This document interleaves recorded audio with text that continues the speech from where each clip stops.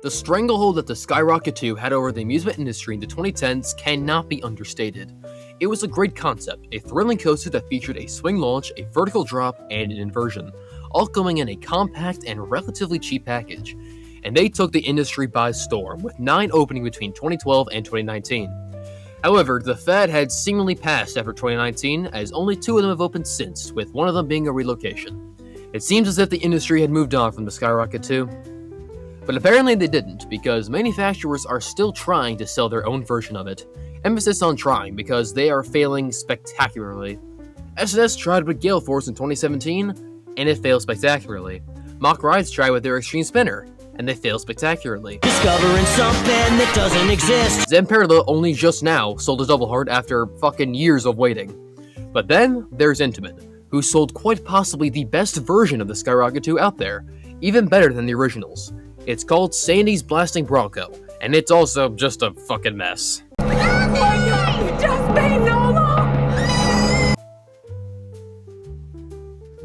Sandy's Blasting Bronco is an Intamin Vertical LSM Coaster at Nickelodeon Universe in East Rutherford, New Jersey. Originally meant to open in 2019 with the rest of the park, Sandy's would end up being delayed to the end of 2020 due to a number of reasons, ranging from COVID to standard Intamin shenanigans. To say that this ride is a disaster maintenance-wise is an unreal understatement. It is an absolute crapshoot for whether or not this ride will be open, which is very sucky considering it's one of 2 actually good rides at an otherwise abysmal park, with the other good ride also having its issues with downtime. I have ranted ad nauseum about Nickelodeon Universe already, but one of my main problems with it is the fact that the 2 rides actually worth doing here barely operate. So that's not exactly great, but if you were listening closely, I did say that I think this is a good ride, and I did. It's an excellent coaster. So let's talk about why. Just a brief rundown of the stats: it stands 85 feet tall, reaches speeds of 47 miles per hour, has 1,600 feet of track, 4 inversions, and 2 launches. Needless to say, this ride packs a lot into its compact size.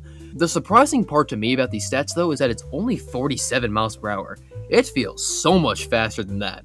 Anyways, the ride itself is smushed into the back of Nickelodeon Universe right beside Shell Racer's Banana Roll and a school window. In terms of theming, we have no theming. You get a cool sign and switchbacks. Go wild. Lines for this ride vary with the park. Sometimes it's absolutely dead and you can marathon it, other times you got a 20 to 30 minute wait. You step into your admittedly pretty cool looking trains and pull down your God-given lap bar. I really do love that Intamin has fully embraced the lap bar for all of the rides, especially after these things. And so, your ride on Sandy's Blasting Bronco begins. You start off with a nice and punchy first launch, far from the best out there, but very, very solid. And then you have a grand total of 3 elements, all of which are inversions. After the launch is an Immelman with some nice hang time at the top, and then another Immelman. If you like Immelmans, I have the ride for you.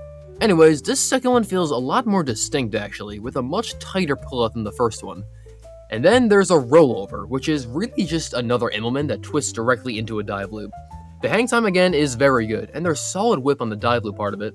And then, you hit the brakes. I know, short ride, right? Pretty good, I guess. Not much else to really say. Maybe a bit underwhelming. Wait a minute. We're turning around? Whoa. This is not what I signed. Oh, shit, we're launching again. Oh, fuck.